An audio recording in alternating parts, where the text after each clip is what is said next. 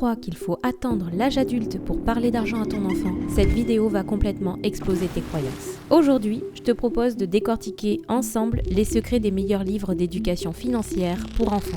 Make Your Kid Money Genius de Bess Gobliner, Raising Financially Fit Kids de Jolene Godfrey et Smart Money, Smart Kids de Dave Ramsey. Ces ouvrages ont transformé des millions de familles américaines, mais personne ne t'a jamais expliqué comment appliquer leur méthode à la réalité française de 2025. Bienvenue sur Echo, la chaîne qui connecte l'économie, la société et la psychologie des générations. Papa, pourquoi on ne peut pas avoir une grande maison comme celle-là ?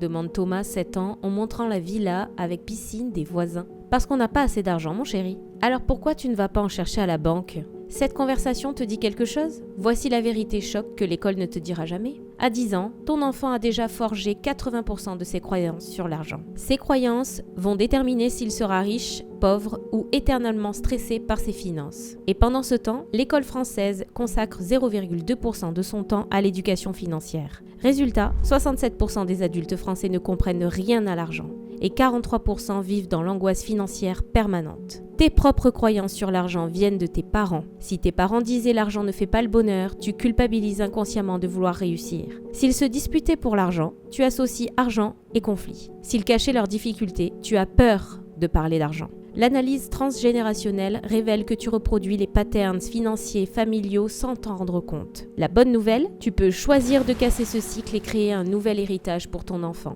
Dans les 15 prochaines minutes, je vais te donner les 5 révélations tirées des meilleurs ouvrages mondiaux qui vont transformer la relation de ton enfant à l'argent. Parce que chaque jour où tu reportes cette conversation, tu laisses la société programmer sa mentalité financière à ta place. Mais avant de commencer, pose-toi ces questions. À quel âge as-tu eu ta première leçon d'argent ? Était-ce positif ou traumatisant ? N'hésite pas à écrire tes réponses en commentaire, elles vont éclairer les autres parents. Première révélation, ton enfant de 6 ans fait déjà de l'économie sans que tu t'en rendes compte.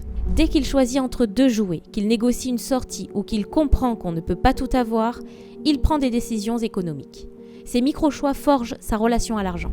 Bess Gobliner le prouve dans ses recherches. Les enfants qui comprennent dès 7 ans que l'argent vient du travail ont 3 fois plus de chances de devenir financièrement autonomes à l'âge adulte. 90% des parents disent « on n'a pas les moyens » sans jamais expliquer pourquoi on n'a pas les moyens. Résultat, ton enfant croit que l'argent sort magiquement du distributeur. Inspiré des méthodes de Bess Gobliner dans Make Your Kid Money Genius, voici comment briser le mythe de l'argent magique. Transparence 1. Papa travaille 8 heures pour gagner cet argent. Cette console coûte 300 €. Ça représente donc 3 jours de travail complet. Transparence 2. On peut acheter cette console ou partir en week-end en famille. Qu'est-ce qui nous rendrait plus heureux en famille ? Transparence 3. Voici notre budget. On gagne tant, on dépense tant pour les besoins, il reste tant pour les plaisirs. Vous pouvez proposer à votre enfant un exercice simple, mais qui change tout. Donnez 20 € en pièces à votre enfant. Demandez-lui de répartir dans 4 bocaux transparents. 8 € pour les besoins, 6 € pour les envies, 4 € pour l'épargne, 2 € pour le partage. En 15 minutes, il comprend visuellement la gestion de l'argent. Fini la magie, place à la logique. Ton enfant découvre que l'argent n'est pas gratuit, mais qu'il récompense la valeur créée. Deuxième révélation, qui peut peut-être te déranger, donner de l'argent de poche sans contrepartie, c'est créer une mentalité d'assisté. 95% des parents français donnent de l'argent de poche gratuit. Erreur monumentale. Tu apprends inconsciemment à ton enfant que l'argent tombe du ciel. Jolene Godfrey révèle dans Raising Financially Fit Kids le système qui transforme les enfants en mini-entrepreneurs. C'est le système des 3 types d'argent. Le type 1, l'argent de base, dit gratuit, 2 € par semaine pour les besoins essentiels. Le message, la famille prend soin de tes besoins. Type 2, l'argent des tâches, dit le gagné, 0,50 à 2 € par tâche. Nettoyer sa chambre, sortir les poubelles. Message, le travail apporte l'argent. Type 3, l'argent entrepreneur, dit le créer. Il est illimité. Vendre ses dessins, laver les voitures, promener le chien. Message, l'intelligence crée la richesse. Parmi les success stories qui fonctionnent, on retrouve Lucie, 10 ans, qui vend ses bracelets 3 € pièce à l'école. Bénéfice, 40 € par mois. Ou encore Thomas, 11 ans, qui promène les chiens du quartier. 5 € la promenade. Bénéfice, 60 € par mois. Mais attention, l'erreur à éviter, ne jamais payer les notes. Tu lui apprends que l'intelligence se vend, pas qu'elle se développe. Ces enfants ne demandent plus d'argent à leurs parents. Ils ont compris qu'ils peuvent en créer. Et toi, qu'est-ce que tu enseignes à ton enfant ? À attendre ? ou à agir. D'ailleurs, cette mentalité d'entrepreneuriat précoce rejoint parfaitement ce que Mark Manson explique dans L'art subtil de s'en foutre, que j'ai eu la chance de lire et décortiquer pour vous dans une vidéo précédente. Si vous ne l'avez pas vue, je vous invite à y aller. Manson dit qu'il faut choisir ses problèmes plutôt que de les éviter. Eh bien, apprendre à un enfant à créer de la valeur, c'est lui apprendre à choisir les bons problèmes dès le plus jeune âge. La troisième révélation est peut-être la plus importante. Un enfant qui épargne 10 € par mois de 8 à 18 ans devient automatiquement millionnaire. Je sais, ça sonne fou. Mais voici les maths. 10 € par mois pendant 10 ans égale 1200 €. S'il continue jusqu'à 65 ans sans rien ajouter avec 7% de rendement annuel, il aura plus de 50 000 €. La magie des intérêts composés. Le problème, c'est que la génération actuelle grandit dans l'instantané. Netflix, Amazon Prime, livraison en 2 heures. Résultat, il ne supporte plus d'attendre. La solution peut être le challenge épargne visible. Acheter une tirelire transparente.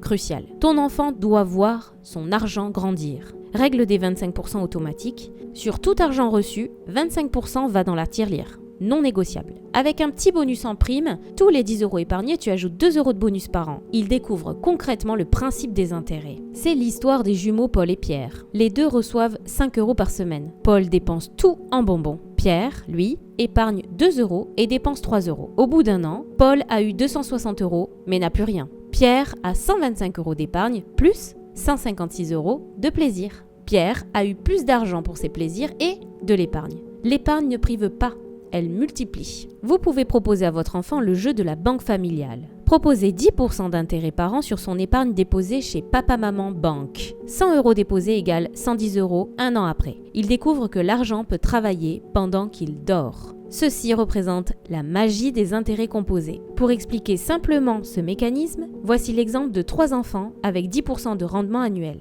Loïc commence à 8 ans. Il met 10 € par mois pendant 10 ans, puis arrête totalement. À 65 ans, il a 168 000 €. Anna commence à 18 ans, met 10 € par mois pendant 47 ans jusqu'à 65 ans. À 65 ans, elle a 159 000 €. Camille commence à 30 ans, met 20 € par mois pendant 35 ans. À 65 ans, elle a 118 000 €. Loïc, qui a épargné seulement 1 200 € au total, finit plus riche qu'Anna qui a épargné 5 640 €. Pourquoi ? Le temps fait tout. Einstein disait que les intérêts composés sont la 8e merveille du monde. Avec cet exemple, ton enfant comprend qu'il peut gagner de l'argent en dormant. C'est ça, la vraie éducation financière. Quatrième révélation, le cerveau d'un enfant retient 90% de ce qu'il expérimente contre 10% de ce qu'on lui explique. L'éducation financière par le jeu n'est pas un gadget, c'est une nécessité neurologique. Tu peux ainsi imaginer plusieurs jeux stratégiques comme la boutique familiale. Transforme ton salon en magasin pendant 1 heure. Ton enfant a 20 € fictifs. Tu fixes des prix réalistes. Il apprend la comparaison des prix et la résistance aux tentations. Il y a aussi le restaurant des parents. Tes enfants créent un menu avec prix. Calcul profit égale prix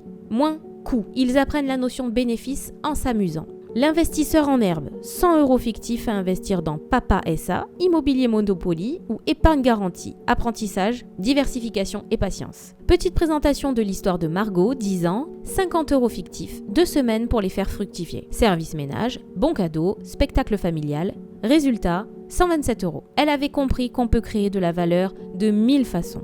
Ton enfant est plus créatif que tu le penses. Donne-lui un cadre, il inventera ses stratégies. Ces jeux enseignent en 1 heure ce que l'école n'enseigne pas en 12 ans. Et toi, comment vas-tu transformer ton salon en école de business ? N'hésite pas à partager en commentaire quel jeu vas-tu tester en premier avec ton enfant ? Ou alors quel jeu as-tu déjà testé avec ton enfant ? Les autres parents ont besoin de tes idées créatives. 5e et dernière révélation. Ton enfant absorbe toutes tes émotions sur l'argent, même celles que tu caches. Tes disputes sur l'argent, ton stress quand arrivent les factures, tes réflexions sur les riches ou les pauvres, il enregistre tout. Si tu répètes souvent « l'argent ne fait pas le bonheur », ton enfant culpabilisera de vouloir réussir. Si tu dis souvent « les riches sont égoïstes », il s'interdira d'être prospère. Ou alors « on n'est pas riche », il programmera sa limitation. Ou encore « l'argent, c'est sale », il associera réussite et culpabilité. N'hésite pas à changer ta communication avec ces phrases qui libèrent davantage. L'argent est un outil pour réaliser ses rêves. On peut être riche et généreux. Nous gérons intelligemment notre argent. L'argent récompense la valeur créée. Parle d'argent comme tu parles de sport, naturellement, positivement, sans tabou. Voici 3 valeurs non négociables que vous pouvez transmettre. Premièrement, l'argent est neutre. ni bon ni mauvais. Un couteau sert à cuisiner ou blesser. L'argent sert à aider ou détruire. Deuxièmement, générosité et richesse sont compatibles. Les plus riches donnent le plus aux associations. Ton enfant peut rêver d'être riche et généreux. Troisièmement, l'argent se mérite par le travail, l'intelligence, la créativité, l'aide aux autres. Personne ne mérite l'argent sans rien faire. Ton enfant doit voir l'argent comme un moyen, jamais comme une fin. Si ces révélations ont résonné chez toi, abonne-toi. Nous décortiquons chaque semaine les secrets qui transforment la relation des générations à l'économie et notre société et nos générations futures ont besoin de ton soutien. Voici la vérité que peu de parents acceptent. L'éducation financière de ton enfant déterminera sa liberté d'adulte plus que ses notes à l'école. Un enfant qui maîtrise ces 5 révélations à 12 ans aura 3 fois plus de chances de créer son entreprise, 5 fois moins de risques de s'endetter dangereusement et 7 fois plus de probabilité d'atteindre l'indépendance financière. Ces révélations ont personnellement transformé ma vision de l'éducation. Avant, je pensais qu'il fallait protéger les enfants des questions d'argent. Je pensais même que parler d'argent avec un enfant était malsain, que ça allait le corrompre ou lui donner de mauvaises valeurs. Je croyais qu'il fallait le protéger de ces questions matérielles. Mais quelle erreur! En réalité, ne pas parler d'argent, c'est laisser la société de consommation éduquer nos enfants à notre place. C'est les livrer sans défense aux stratégies marketing qui les ciblent dès 4 ans. Maintenant, je sais que les priver de cette éducation, c'est les priver de liberté. Dans mes premières vidéos, notamment Investir en 2026, la stratégie imparable à ne pas manquer, sur les différences générationnelles en matière d'investissement, j'ai montré comment chaque génération développe sa relation à l'argent selon son époque. Tes enfants grandiront dans un monde où l'entrepreneuriat sera la norme, où les retraites par répartition auront disparu, où ils devront autofinancer leur avenir.